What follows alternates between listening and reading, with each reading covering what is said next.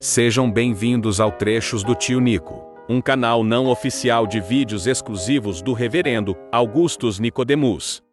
Meus irmãos, vou tentar ser breve nas respostas, porque nosso tempo é bastante curto. Tem uma pergunta aqui: qual a base bíblica para um irmão deixar de cumprimentar com um bom dia, boa tarde, boa noite, o irmão que foi excluído do hall de membros da igreja? Não estou falando de comunhão, apenas de cumprimentar. Tem algumas passagens no Novo Testamento que dizem que nós devemos ter uma atitude de exclusão para quem um irmão que não anda conforme os caminhos do Senhor. Duas me vêm à mente agora. Uma, 1 Coríntios 5, quando o apóstolo Paulo diz que a gente não deve nem... Ele está tratando do caso de um adultério na igreja, uma imoralidade na igreja, e a igreja não tinha feito nada, o imoral continuava frequentando a igreja, e Paulo determina que ele seja excluído. E na argumentação de Paulo diz assim: com esse nem ainda comais. A comunhão, quer dizer, comer com alguém era o sinal externo de comunhão com aquela pessoa. Então os crentes se convidavam para comer nas suas casas. Aquele, uma vez excluído da igreja, ele não deveria mais ser convidado para ter comunhão com os irmãos. Então, se a gente fosse aplicar na situação hoje, uma pessoa que é excluída da igreja por conta de comportamento imoral ou de qualquer outro motivo que justifique a exclusão, o princípio ela não deve ser mais tratada como um irmão em Cristo Jesus. Na nossa cultura, a gente não convida só quem é crente para almoçar conosco, a gente convida amigos, gente que não é crente e tudo mais. Então, não se aplicaria nesse sentido. Mas o princípio ele não pode mais ser tratado como irmão. Ele foi excluído da igreja. Então, ele não é considerado como irmão em Cristo Jesus.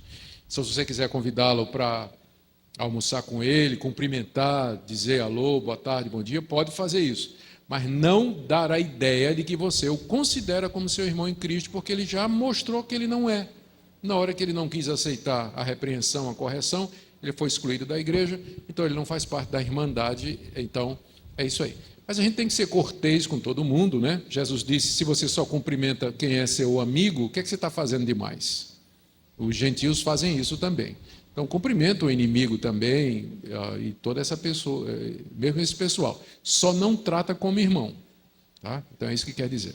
A segunda questão é uma questão muito fácil de resolver, que é a questão da predestinação e do livre-arbítrio.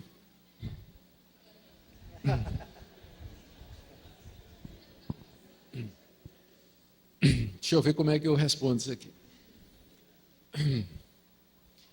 Eu vou tentar dar uma resposta breve para uma questão extremamente complicada e que já vem sendo debatida há 2000 anos na igreja, né? Sem que haja assim consenso entre todo mundo.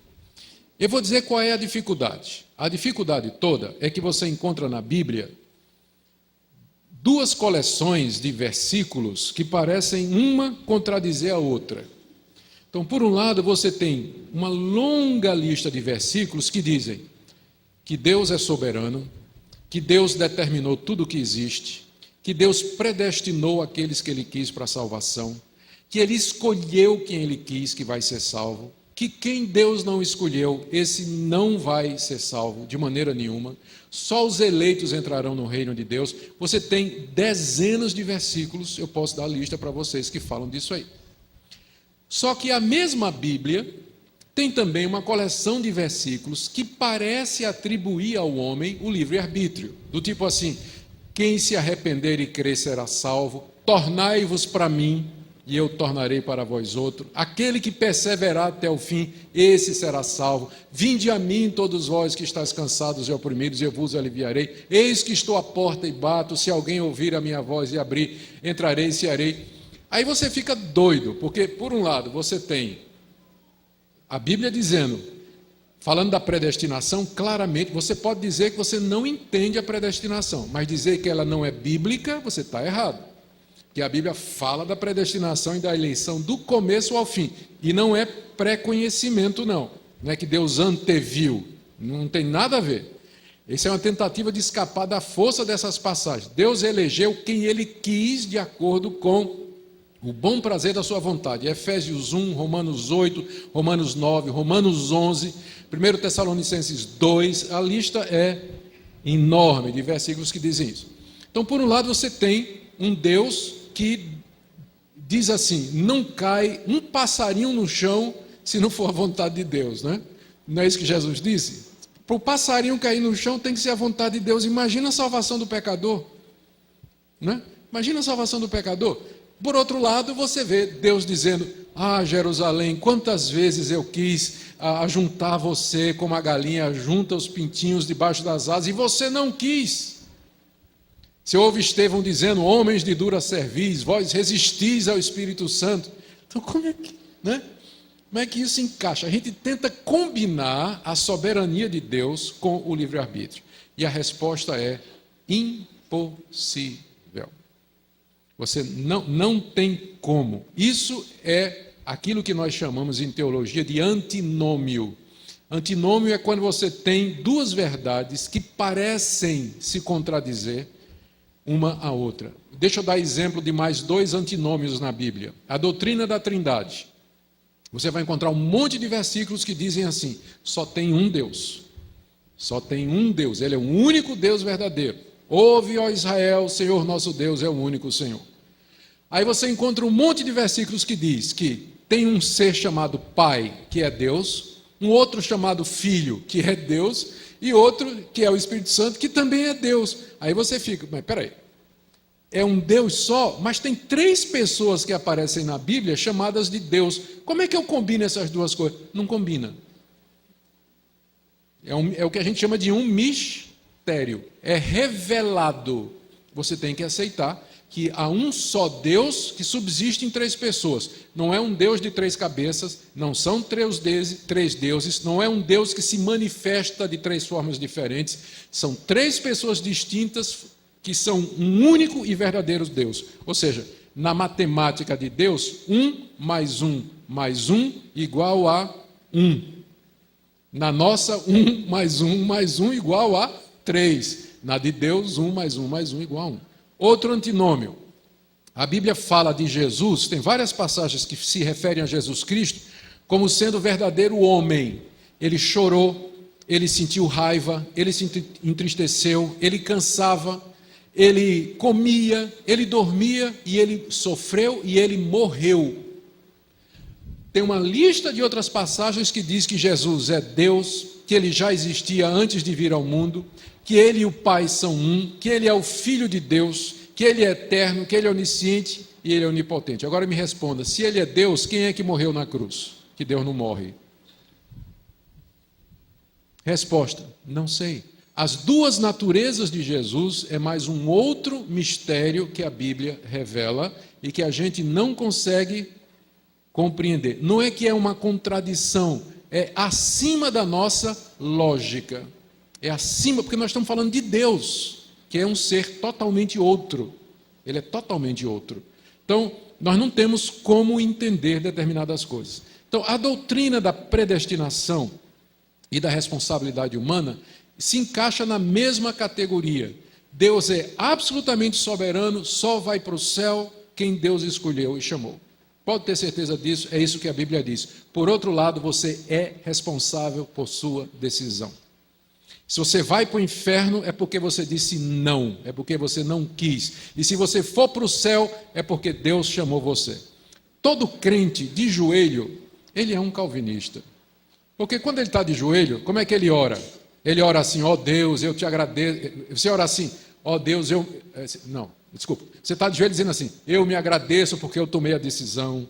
Vou para o céu porque eu tomei o livre-arbítrio da forma correta. Eu me agradeço. É assim que você faz quando está de joelho? Não. Como é que você agradece? Deus, eu te agradeço porque se o Senhor não tivesse tocado meu coração, se o Senhor não me tivesse dado a oportunidade... Então, todo mundo de joelho é um calvinista. Agora, quando ele se levanta, o que é que ele faz? Chega para o vizinho e diz: se converta. Não é isso que ele faz, né? Se converta, se arrependa dos seus pecados. Então, todo calvinista de pé é um arminiano.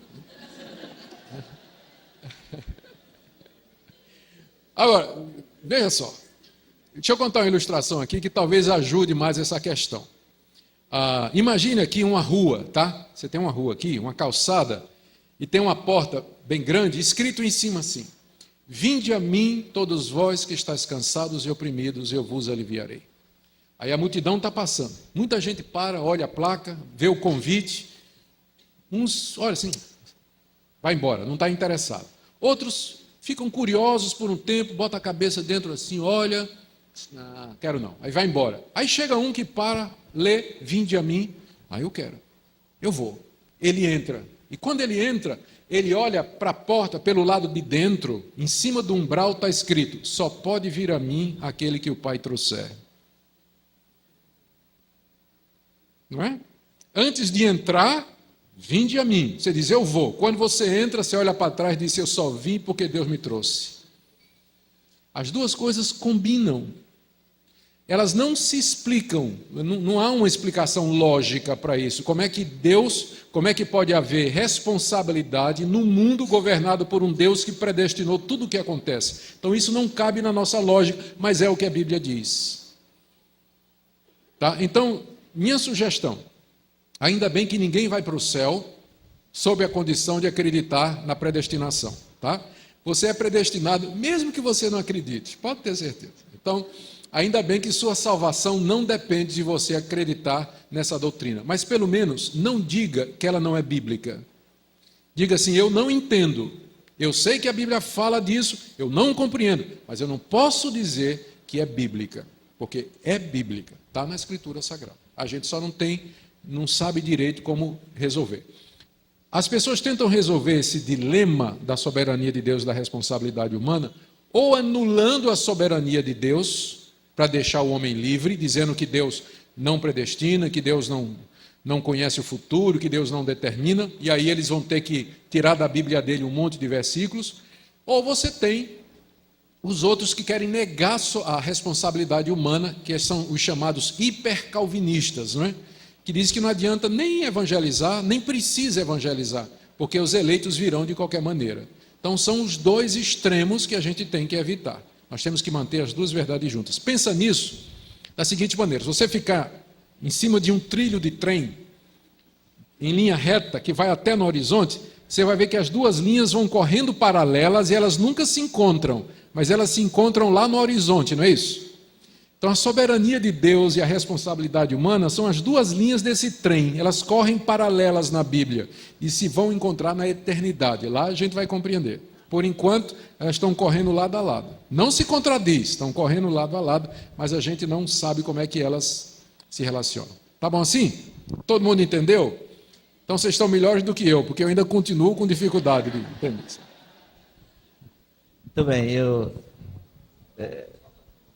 reverendo, eu só queria acrescentar uma questão que eu acho que seria necessário. Por exemplo, a respeito da pessoa excluída. Então, eu vejo a coisa pela seguinte ótica. Se uma pessoa foi excluída da igreja, a igreja se deu todos os passos para fazer a pessoa retornar a uma posição de sensatez, ela se obstinou e não ouviu a igreja. Ela foi excluída, inclusive a igreja votou maciçamente para ser excluída, e ela saiu sem ouvir a igreja. Muito bem. Eu convido um descrente para comer na minha casa. Mas qualquer pessoa da igreja que passar, eu chegar na minha casa e ver eu almoçando com descrente, vai saber, vai entender que é um amigo meu que é descrente. Mas se eu convido uma pessoa que é excluída da igreja, e alguém da igreja passa e vê eu em comunhão com a pessoa excluída da igreja, o impacto é diferente de se eu estivesse comendo com um descrente. Então, no caso, a situação do homem excluído da igreja é pior do que na questão da relação de comunhão. Ele está num estágio abaixo do próprio descrente. É muito mais confortável, por exemplo, muito mais, vamos dizer assim, eu me relacionar amigavelmente com um descrente do que um crente excluído. Porque aí eu crio uma dificuldade para a igreja. Sim. Porque geralmente o crente excluído, quando vai atrás dos irmãos para ter comunhão, ele está fazendo isso por uma atitude política. Ele quer mostrar para as pessoas que está tudo bem. E faz questão de mostrar abraçado com o irmão aqui e tal, que é para o outro passar e ver. Que ele está em amizade com as pessoas da igreja. Então, as pessoas excluídas da igreja utilizam-se, às vezes, da bondade dos crentes, da ingenuidade, para transformar, para se arrepender e ainda transformar o seu ato num ato político. Aí todo mundo fica na igreja, como é que está vendo? Todo mundo está aí, pronto. E aí a exclusão fica sem efeito, porque todo mundo mantém comunhão com o excluído, ele não perdeu nada e tal, e ele nunca vai se entristecer desse jeito. Entendeu? Nesse caso, quando se trata de uma situação dessa, é aquilo que eu falei. A gente pode ter relacionamento até o ponto em que ele não, menos tratá-lo como irmão. Então, se trazê-lo para o convívio, ter comunhão com ele e tudo mais, vai confundir as coisas, então é melhor não. Mas há casos de exclusão em que a pessoa foi excluída e depois de um tempo ela cai em si mesmo, né? E ela precisa ter uma porta aberta para voltar. Então, vai depender, aí é o tipo de situação que a resposta tem que ser, vai depender muito em que circunstâncias essa pessoa foi excluída. Porque tem gente que realmente, quando é excluída, faz uma confusão, bota a igreja na justiça, entra com processo de danos na justiça, uma causa contra a igreja e tudo, né? Então esse aí a gente... Sai falando mal da igreja. Falando mal, então esse tipo de gente realmente não devia ter nenhuma comunhão. Mas tem pessoas que caíram mesmo, pecaram, foram excluídas, e elas não têm essa atitude belicosa, né? Exatamente. Então, nesse caso, eu acho que seria uma situação diferente. Cada caso é um caso, né? Acho que a distinção aí foi perfeita. Exatamente. Cada caso é um caso aí. Muito bom. Muito bem. Então, a primeira pergunta, alguém já levantou a mão ali. 2 aqui. David, olha o microfone aí. Reverendo, essa questão da exclusão, seria mais ou menos buscar fazer essa distinção entre o cínico e o arrependido? Sim, sem dúvida. E... Para o arrependido, misericórdia. Para o cínico, pau. Bom dia. Eu sou o Elivando. Assim, no pensamento do senhor, a reforma protestante trouxe muitos benefícios, mas também alguns malefícios, né? A liberdade de expressão, a liberdade de interpretação da Bíblia, né? Eu li uma vez no livro, onde um escritor falou a seguinte coisa: o essencial, a unidade, ao não essencial, a liberdade.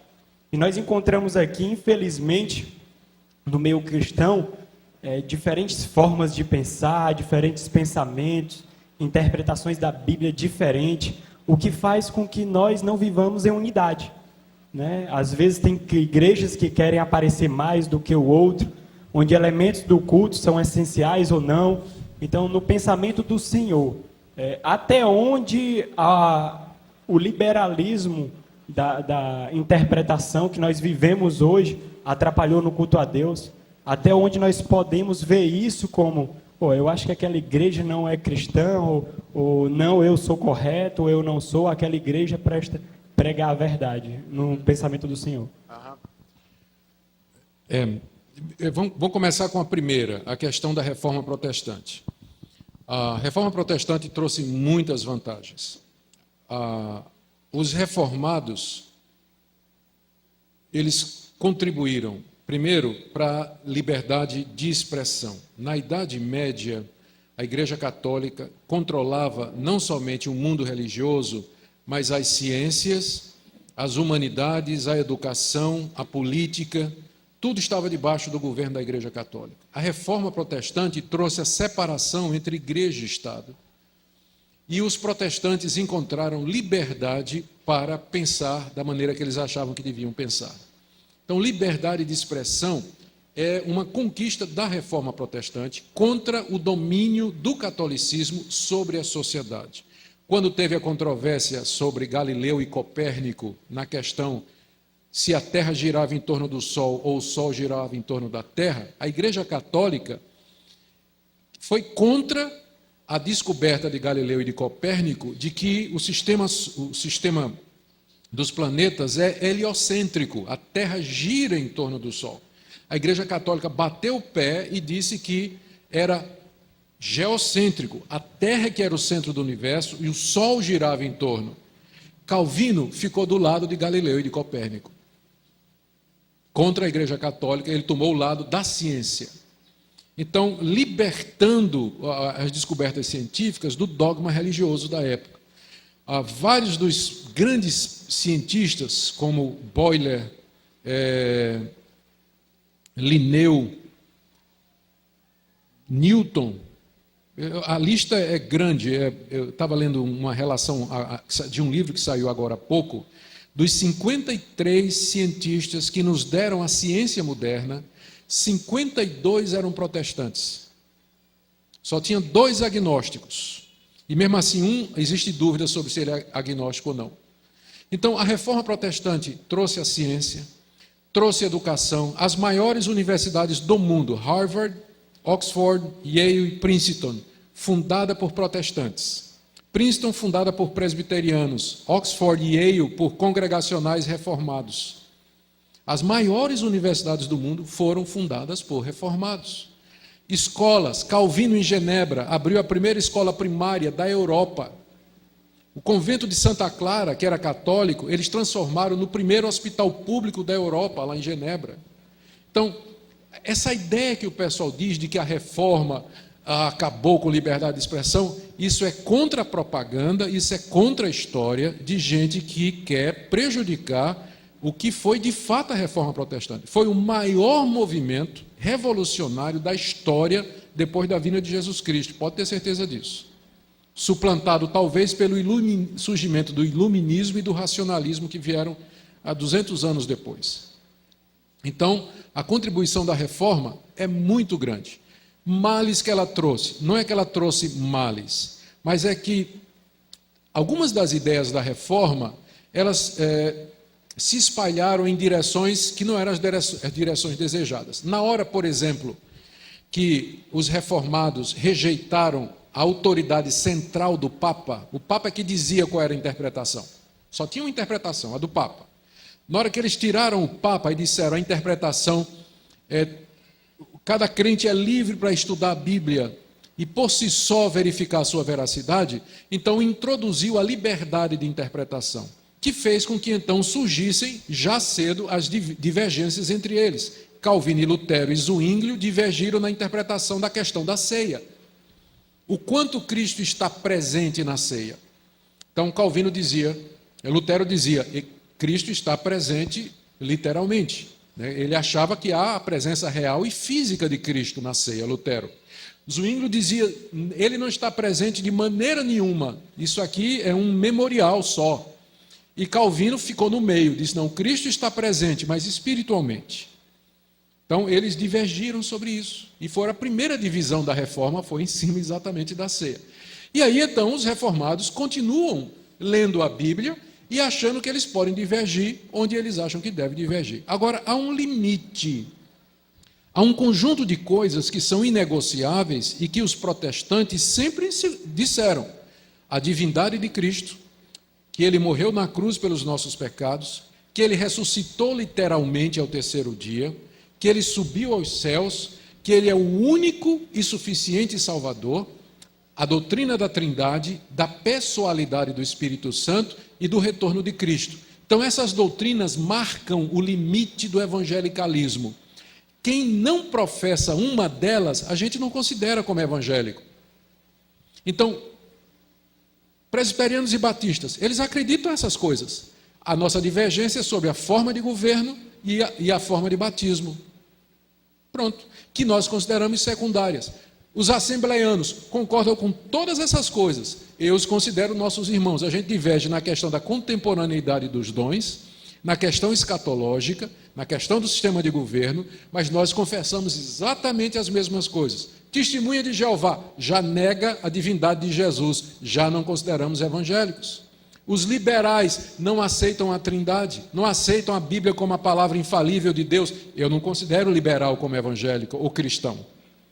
Então, tem um conjunto de doutrinas básicas que são defendidas pelos cristãos e que você pode encontrar no credo apostólico do século II, nas confissões reformadas do século XVI e XVII. E o que passa disso aí, a gente chama de seita. Não considera. Agora mesmo, a minha igreja, a Igreja Presbiteriana do Brasil, passou a considerar a Universal do Reino de Deus, a do Valdomiro e as igrejas neopentecostais como seitas. Não são igrejas cristãs, porque distorceram de tal maneira o Evangelho de Cristo, que quando vem um deles para a igreja presbiteriana, tem que ser rebatizado. Porque nós não aceitamos nem o batismo deles mais, porque se deturpou demais, já saiu daquele círculo. Então, há uma divergência saudável entre os protestantes, e é bom isso aí, tá? Porque diferentes igrejas para alcançar diferentes contextos em diferentes regiões, mas há mais unidade entre os evangélicos do que se pensa, né? Em torno da Bíblia, em torno de determinados valores, de costumes. Agora mesmo, quando teve a questão da PL 122, a chamada lei da homofobia, ninguém esperava que os evangélicos se reunissem de todas as denominações contra. Se uniram contra, foram ao governo, fizeram protesto, fizeram passeata, e aí sepultaram a PL 122 por enquanto. Né? Mas, de repente, eles perceberam que os evangélicos estão unidos, sim. Nós temos diferenças em muitas coisas, mas tem alguns essenciais que a gente não abre mão. Tá bom? Deus abençoe. Ok, aqui, eu estou mais nem tento te perguntar. Sim. Peraí, o microfone. Aí, chegou, foi 2 logo lá. O senhor iniciou a palestra levando em conta a questão do sofrimento para o ímpio e a prosperidade para o ímpio e o justo sofrendo. Eu lhe pergunto, então o sofrimento ele está ligado à cruz? Eu não posso ter um cristão que não sofra, que seja próspero? Não, eu não disse isso. Mesmo os cristãos prósperos, eles sofrem. Na verdade, não tem um ser humano na face da terra que não saiba o que é o sofrimento. Mesmo cristãos que são prósperos, eles sofrem com filho, sofrem com doença, sofrem para manter a sua prosperidade, sofrem nos negócios, sofrem dúvidas pessoais. O sofrimento é inerente à raça humana. Não existe um ser humano, por mais crente, fiel, temente a Deus que ele seja, que esteja isento do sofrimento. E Deus usa o sofrimento para seus propósitos. Ele usa para nos humilhar, para nos quebrar. De repente você está tudo muito bem e tem um filho que se vira contra você, nega a fé e vai viver uma vida devassa. Eu não conheço nada que quebrante mais o coração de um pai do que isso. E de repente é um pai rico, está bem financeiramente, mas ele sofre com um casamento mal resolvido, sofre com um relacionamento com um amigo. Então, não tem ninguém isento de sofrimento. Então, esse é o ponto. Agora, ele pode ter riqueza, ele pode ter saúde, mas sofrimento ele vai ter, pode ter certeza. Né? Bom dia, reverendo. Minha pergunta é com relação à natureza dual de Jesus Cristo. Eu Jesus me converteu numa igreja pentecostal clássica, da qual ainda faço parte até hoje. E comumente sempre se diz que Deus em Cristo se fez homem. Uhum. O meu questionamento é que dá a ideia de que algo foi adicionado à natureza divina. Divergindo então a questão da imutabilidade de Deus. A humanidade de Jesus foi adicionada ou é eterna? A humanidade ela é adicionada, né? Ela não é eterna. O Verbo se fez carne e habitou entre nós. O Verbo se fez carne e habitou entre nós. Então, a humanidade passa a acontecer a partir do momento da concepção. Pode chamar de adição, pode chamar de cumprimento daquilo que o Filho teria que ser desde a eternidade. Mas o fato é que ele permanece com a sua natureza humana até o dia de hoje, glorificada. Ele está exaltado com a natureza humana. Nós temos um homem ao lado de Deus que nos defende, que é Jesus Cristo, homem. É como Paulo se refere a um só Deus e um só mediador entre Deus e os homens. Jesus Cristo, homem. se referindo a Cristo na condição de mediador, portanto exaltado, como sendo ainda homem. Então, se significa uma adição, eu não sei que termo humano a gente pode usar para explicar essas coisas incompreensíveis. Se representa uma adição, eu não sei. Pode se chamar de cumprimento daquele plano de Deus para a missão do Filho, em que ele agora assume a forma que era para ser desde a eternidade. E agora, então, ele é o que ele é. Mas a sua pergunta é interessante porque ela nos mostra, mais uma vez, a impossibilidade do vocabulário humano definir ou explicar satisfatoriamente a natureza de Deus, da encarnação, da dupla natureza de Jesus. Não é uma tarefa fácil, né? Teólogo, ó, sua. Lá em cima, a pergunta lá. Queria primeiro dar um bom dia na paz do Senhor Jesus Cristo à igreja e dizer de antemão que, na realidade, parabenizar o pastor Cleito, né, pela iniciativa da conferência. Mas, voltando um pouco ao que foi dito sobre a questão do dízimo, não é uma pergunta em si, mas apenas um pensamento raso, pequeno, que eu defendo com relação ao dízimo. Eu queria pedir ao pastor Augustus que ele fizesse uma pequena exposição em cima disso que eu vou falar. Com relação nos primórdios da igreja, ao surgir a igreja, né? Se de antemão ela tentava demonstrar, pelo menos é o que se percebe no livro de Atos, no Novo Testamento em si, que o templo já não teria tanto a ver com a igreja. Então, como foi um pouco assim difícil, como seria se a igreja fosse dar os seus dízimos lá no templo, já que aparentemente realmente não tinha nada a ver. Como seria contraditório, como foi contraditório se tiver acontecido para a igreja em dar o dízimo no templo, uma vez que ela tem uma mensagem que aquilo ali, historicamente, já não tem mais nada a ver com o que vai se seguir na caminhada da igreja. Amém? Obrigado. O cristianismo de Jerusalém, que era composto de judeus convertidos, ele representa um período de transição. Os judeus convertidos em Jerusalém, eles continuaram a ir ao templo. Então, você vê Pedro e João, Atos capítulo 3, se não me engano, subindo ao templo na hora terceira de oração. Então, eles eram apóstolos, convertidos a Jesus, mas 3 vezes por dia eles iam orar no templo. Eles continuaram a circuncidar os seus filhos.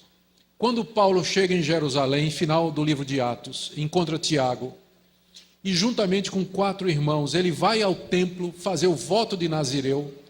Paulo uma vez rapou o cabelo, porque tinha voto em Sencreia, está escrito isso. Todo sábado ele ia na sinagoga. Então, os primeiros judeus, os primeiros cristãos que foram judeus convertidos, eles, durante um tempo, eles mantiveram as tradições do judaísmo, enquanto professavam o cristianismo. Eles provavelmente continuaram a levar dízimos e ofertas. Inclusive, Paulo diz, numa determinada passagem, que ele foi a Jerusalém trazer ofertas para o povo. E foi nessa condição que os judeus o encontraram no templo. Está lá num dos discursos de Paulo, não é? Inclusive, ele tinha feito uma coleta nas igrejas dos gentios para ajudar os pobres de Jerusalém, os judeus pobres. Então, é natural pensar que os judeus cristãos, eles continuaram a trazer dízimos e ofertas para o templo, ao mesmo tempo em que eles, Atos capítulo 6, eles sustentavam as viúvas e os órfãos que tinham necessidade. Uma vez que o templo acabou, uma vez que o cristianismo judaico feneceu com a derrota dos judeus e a queda de Jerusalém no ano 70, então, muito naturalmente, tudo isso que eles faziam com relação ao templo passa para a igreja. Agora, a gente tem que lembrar que a fonte de inspiração dos cristãos para o culto não era o templo, mas a sinagoga. Se você pegar a liturgia da sinagoga, era a liturgia que os cristãos usavam. Como era na sinagoga? Tinha a leitura da lei, a leitura do versículo do dia, uma exposição por um rabino, recolhimento de ofertas, o cântico de um salmo, a bênção e terminava. Foi na sinagoga que os cristãos foram buscar inspiração para a liturgia dos seus cultos, e não naquilo que se fazia no templo de Jerusalém. Como eu disse a vocês, era só carnificina, só matar animal, matar animal, matar animal. Então, não tem muita relação no Novo Testamento o culto do templo e o culto dos cristãos. A inspiração era, de fato, a sinagoga. E na sinagoga havia a entrega de ofertas, de contribuição e assim por diante. Então, eu creio que, a princípio, os cristãos continuaram a trazer os dízimos para o templo e depois eles transformaram isso em ofertas que eram trazidas para o sustento das igrejas locais que se organizavam nas casas. Houve esse período de transição, sem dúvida. Aqui, depois lá e depois o neném lá. Pra você. Reverendo. Levanta a mão, não estou lhe vendo, está aqui. Eu gostaria, na verdade é uma dúvida, eu gostaria de saber as divergências das igrejas pentecostais, não pentecostais e neopentecostais. Tá bom.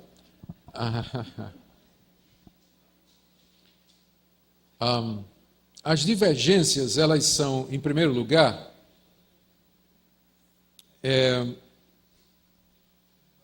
a diferença mais importante tem a ver com a questão do culto.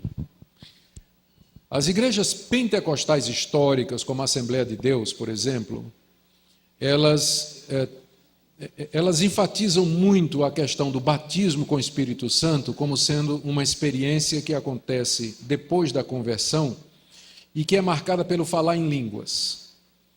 Enfatiza muito a batalha espiritual, possessão demoníaca, expulsão de demônios.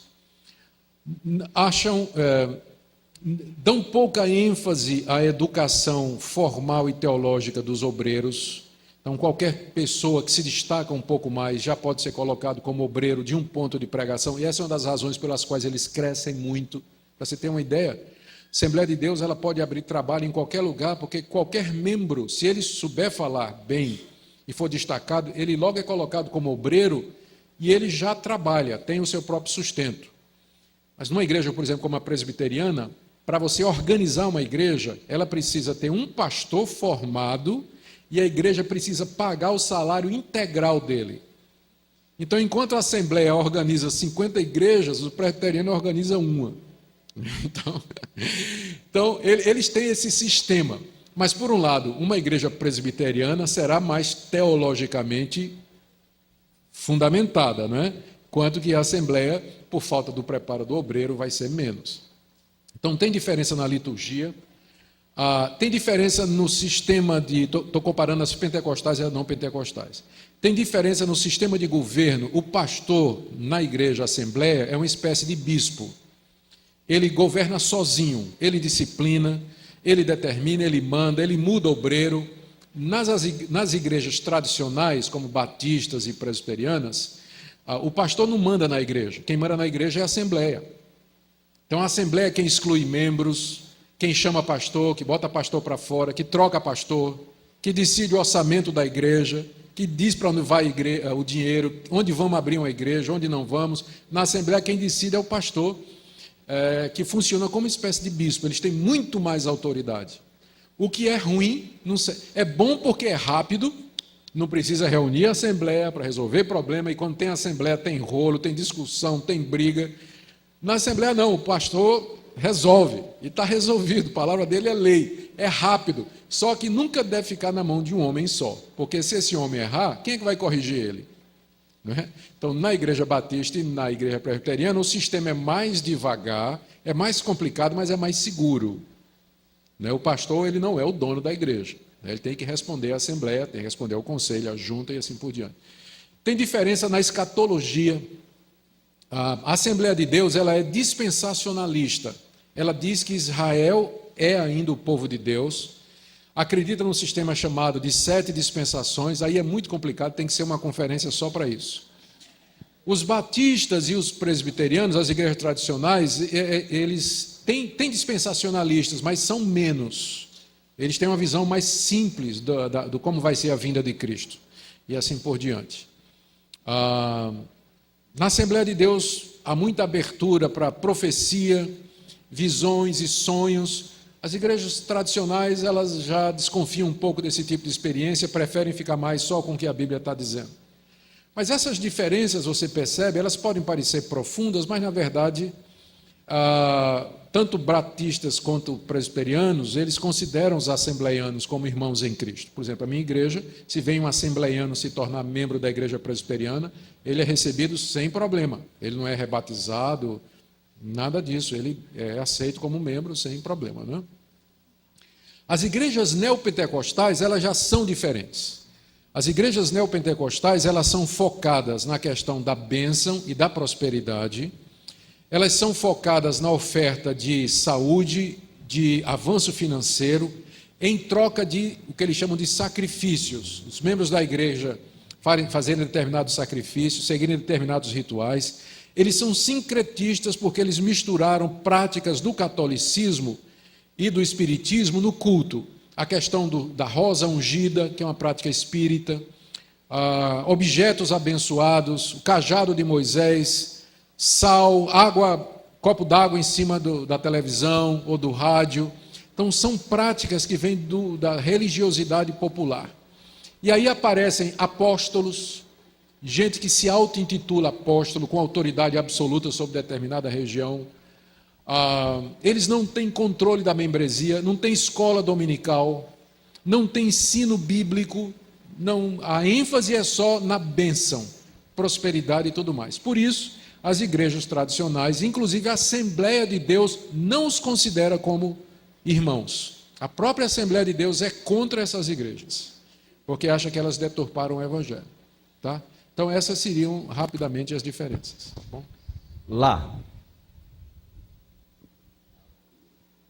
Deixa eu só ilustrar aqui, pastor, só para você ter uma ideia. Uma vez eu estava escutando um programa de uma dessas igrejas, era o momento do testemunho, né?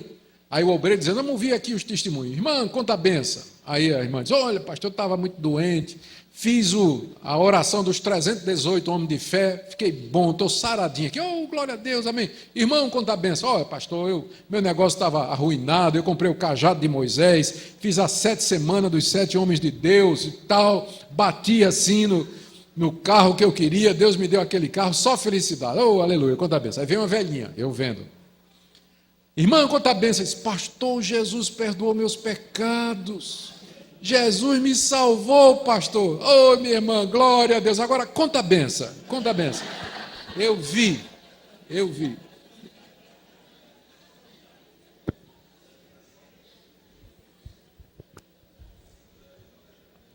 Dizer o quê, né? Pastor, sobre o dízimo, eu estava olhando um texto da Bíblia. Onde é que está esse irmão que está falando? Aí. E diz o seguinte, em Lucas, mas ai de vós, fariseus, porque dais o dízimo da hortelã, da arruda, de todas as hortaliças, e desprezais a justiça e o amor de Deus. Devíeis, porém, fazer estas coisas sem omitir aquelas. Não se teria aí uma fundamentação bíblica de referência de Jesus Cristo para o dízimo ao Novo Testamento, já que ele... Não. Porque você tem que lembrar que Jesus está operando ainda no Antigo Testamento. O Novo Testamento se inicia com a morte dele, a ressurreição e Pentecostes. Jesus ainda está operando debaixo do Antigo Testamento. É por isso que ele, quando, por exemplo, curou o cego, não é? O leproso, ele diz, vai e te mostra ao sacerdote no templo. Não é isso? Ele estava operando ainda debaixo do Antigo Testamento. O que marca o novo é a morte dele, a sua ressurreição e o dia de Pentecostes. Então, o que Jesus está dizendo ao fariseu é que ele tinha de fazer aquilo que a lei mandava. Legal. Tá bom? Então, não é um endosso para o dízimo no Novo Testamento. É Jesus chamando os fariseus de hipócritas. É isso que ele está fazendo ali. Queria agradecer pela presença do reverendo ao nosso meio e queria ler com um trecho, 2 Timóteo capítulo 3, versículo 16, diz assim, toda a escritura é inspirada por Deus, é útil para o ensino, para a repreensão e para a correção, para a educação na justiça. E eu creio que esses dias tiveram muitos ministros aqui no nosso meio, né? E a gente pode ver os relatos, Malaquias,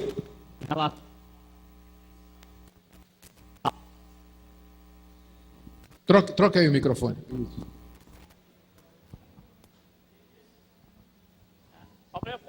Rapaz, é a predestinação. Acho que Deus não quer que você faça essa pergunta não, viu?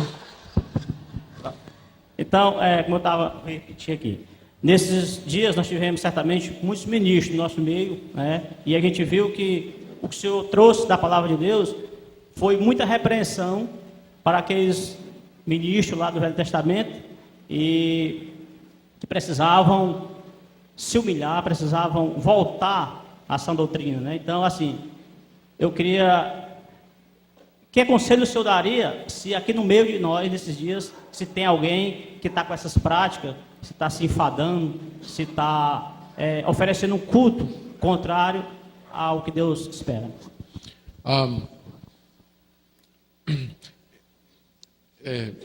Se houver, por acaso, um colega pastor, um colega meu, aqui no meio, que ele ouviu estas coisas, e Deus, misericordiosamente, falou ao coração dele, alguma prática que ele tem que mudar no ministério, alguma coisa que ele tem que mudar no culto e tudo mais, eu queria só dar uma palavra de encorajamento e lembrar para que ele faça as mudanças que Deus, pela exposição da sua palavra, mostrou para ele que ele tem que fazer.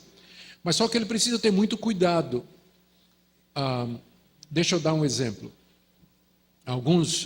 A semana passada eu tive a notícia de que uma igreja na minha denominação, que tinha um culto muito neopentecostal, com culto de unção de óleo, prosperidade, quebra de maldição, culto de prosperidade dos negócios, era uma igreja que tinha adotado práticas neopentecostais. De repente ela convidou um pastor, que era um pastor de linha reformada. E esse pastor foi para a igreja sabia que ele era de linha reformada e ele sabia que a igreja era de linha neopentecostal. Isso parece um casamento que não dá certo, né? E ele, assim que chegou, ele já entrou chutando a porta da igreja, dizendo, nós vamos mudar com isso aqui, acaba isso aqui, ó, corta isso, corta aquilo, isso aqui não pode, isso aqui não pode. Não deu 6 meses, a igreja botou ele para fora. O que é que faltou nesse pastor? Sabedoria. Eu geralmente digo para pastores que são convidados para igrejas difíceis e que eles têm outra visão, eu digo, não faça nada no primeiro ano. Nada. Não mude nada. Primeiro, ganhe a confiança da igreja. Só pregue a palavra de Deus. Não use o nome Calvino, não use o nome puritano, esqueça a reforma, pregue Bíblia. Bíblia. 1 ano. Quando a igreja vê que você é uma pessoa que ama a Bíblia, que o que você está ensinando é Bíblia, eles não vão querer saber se é Calvino, Lutero, não interessa. O que interessa é Bíblia. Depois de 1 ano, aí você começa. Irmãos, conforme vocês vêm escutando durante 1 ano, vocês não acham que nós devíamos mudar isso aqui? É verdade, pastor, o senhor tem razão. A Bíblia diz isso. Vamos mudar. Então, com sabedoria. Muitas vezes, pastores de teologia boa, falta prudência e eles enterram o ministério deles. Então tem que ir com paciência. Igreja é igreja, é gente, não é gado. Pastor tem que ganhar pelo convencimento, não é pelo bocão, né? No grito, tem que ganhar pelo convencimento. Então precisa ter paciência. Então eu diria aos meus colegas isso aí. Se Deus mostrou que tem que mudar alguma coisa, vá em frente, mas vá com prudência. Vá com sabedoria, orando, pedindo a Deus sabedoria. Senão vai partir a corda, aí não adianta, né? Não vai ter mais perguntas, mas tem uns conspiradores aqui que estão martelando na minha cabeça para me fazer uma pergunta. Faça, pastor. Pode fazer. Para o bem. Então, a respeito do pastorado feminino. Pastorado feminino. Tem base bíblica para a mulher ser pastora. Aham.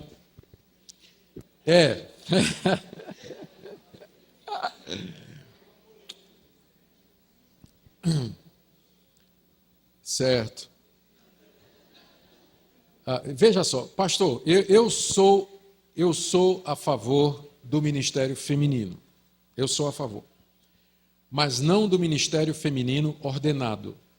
Tá? Eu acho que o papel das mulheres na igreja é essencial. A gente vê isso no Antigo Testamento, mulheres como Uda, como Débora, que foram mulheres importantes na vida do povo de Deus. Nós vemos isso no ministério de Jesus, mulheres que serviam a Jesus, que estavam com ele. As mulheres foram as primeiras a anunciar a ressurreição. Quando Paulo escreve as suas cartas, ele no final, quando ele agradece as pessoas, você sempre vê mulheres, por exemplo, no final da carta aos Romanos, tem pelo menos 8 mulheres que Paulo agradece, uma delas ele chama chamada Febe, que ele diz que é a protetora dele, Maria, que abria a casa para receber a igreja, ele menciona Priscila, na frente de Áquila, que era o marido.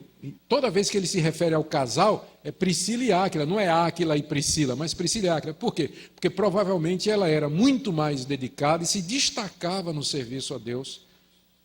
Jesus honrou as mulheres, Jesus deu às mulheres um lugar que a mulher não tinha na sua época, ele falou com a samaritana. O judeu não falava com o samaritano, e com mulher samaritana menos ainda, né? Então ele, um homem judeu, falou com a mulher samaritana. Ele tocou em mulheres, aquela pecadora que veio lá naquele jantar, ungiu os pés dele. O judeu ortodoxo teria pulado, né? Mas Jesus deixou que aquela prostituta lavasse os pés dele e tudo mais. Então Jesus, de fato, valorizou as mulheres, o ministério das mulheres era muito importante. Então eu sou a favor do ministério feminino. Eu acho que as mulheres são extremamente importantes no reino de Deus. Sem elas, nós não teríamos como organizar as igrejas, as nossas famílias, o trabalho missionário. Na minha denominação, as mulheres são a maioria dos missionários que nós temos, a maioria de mulheres, de obreiras que vão para o campo, começar trabalho, sustentar trabalho, fazer trabalho. Então, eu sou grato a Deus por isso.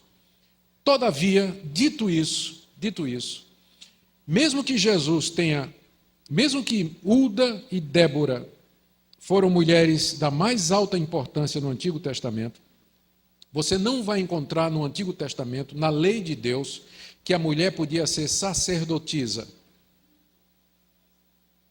Ela não era sacerdotisa. Ela podia ter uma função civil, juíza. Juíza era uma função civil. Débora podia ser juíza, Uda podia ser uma juíza, Débora podia ser uma profetisa, mas os profetas não eram ofício. Profetas eram pessoas que Deus levantava para exortar a igreja, chamar a igreja ao arrependimento, podia ser homem ou mulher. Mas o ofício, aquela pessoa separada, ungida, para se dedicar ao governo do povo de Deus, isso era um cargo no Antigo Testamento para o homem, era o sacerdote. Não tinha sacerdotisa em Israel. Quando você chega no Novo Testamento, em que pese todo o apoio que Jesus deu às mulheres, ele escolheu 12 homens para serem apóstolos. Ele podia com facilidade ter escolhido apostolisas ou apóstolas, depende do nome, da designação.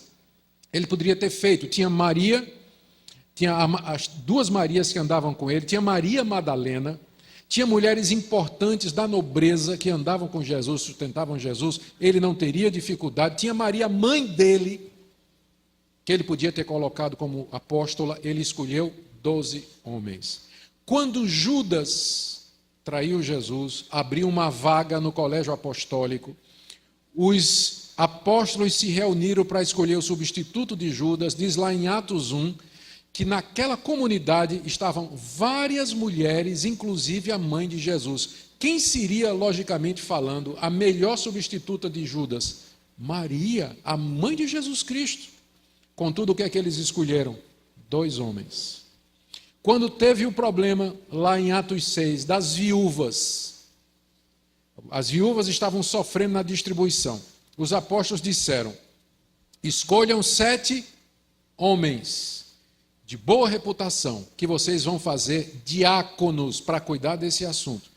A lógica humana mandaria que para cuidar de viúva, você escolheria 7 mulheres. Mas eles disseram, escolham 7 homens. Quando Paulo dá a relação das qualificações do pastor e do presbítero, 1 Timóteo 3 e Tito 1, ele diz assim, tem que ser marido de uma só mulher governar bem a sua casa. Então, é evidente na Bíblia que o cargo de liderança eclesiástica da família e da igreja, Deus reserva para o homem cristão capacitado. E que a mulher é importante, serve, sem ela não dá para fazer, mas Deus deu diferentes funções. Não é que o homem é melhor, ele não é melhor do que a mulher. Na verdade, eu acho até que as mulheres são mais capazes. Lá no Mackenzie, tem 3.000 funcionários, 3.000 professores. Se você pegar a proporção de mulheres capacitadas, o número de mulheres com PhD, DDD, TNT, ODD, tudo de título que você imaginar, é muito maior do que os homens. Elas já tomaram o lugar dos homens na academia. Doutoras, pós-doutoras, as mulheres são extremamente capazes. Todavia, essa não é uma função que Deus atribuiu a ela. A liderança na igreja é para o homem cristão qualificado. Então, eu não vejo como, na Bíblia, justificar o pastorado feminino. Não encontro como. Não tem mais perguntas. Lembrando que o doutor Nicodemos é professor de hermenêutica e tal, né? Bem, vamos encerrar, porque senão a gente não sai daqui hoje. Vamos ficar de pé e vamos encerrar o nosso culto. Muito bem. A nossa oração durante o período que nós estávamos preparando a conferência é que esses dias fossem celestiais. E Deus ouviu a nossa oração. Amém? Muito bem. Reverendo Rogério está aqui. Rogério Barbosa, por favor. Reverendo, encerre a nossa reunião. Leva o microfone para o reverendo Rogério. Rogério Barbosa é professor da Escola Charles Spurgeon, de História da Igreja. Olha lá. Nosso eterno Pai, te damos graças, ó Deus soberano, pela oportunidade que tivemos, ó Deus, nestes dias, nesta manhã, no teu dia, Senhor, de ouvir a exposição fiel da tua palavra. Muito gratos, ó Deus, nós somos, pela oportunidade de repensar as nossas vidas e os nossos ministérios. Que tu abençoes ricamente o teu servo, que tão generosamente, Senhor, deixou os seus familiares para estar aqui com o teu povo. Ó Deus, traze a cada um de nós, logo mais à noite, para termos a mesma oportunidade de ouvir a exposição da tua palavra, Senhor. Continua falando do teu povo, porque o teu povo, Senhor, como um todo, carece do alimento celestial. Muito obrigado, Senhor. Em nome de Cristo Jesus, nós pedimos e agradecemos. Amém. Baixe nossos conteúdos gratuitamente. Acesse o canal pelo link na descrição.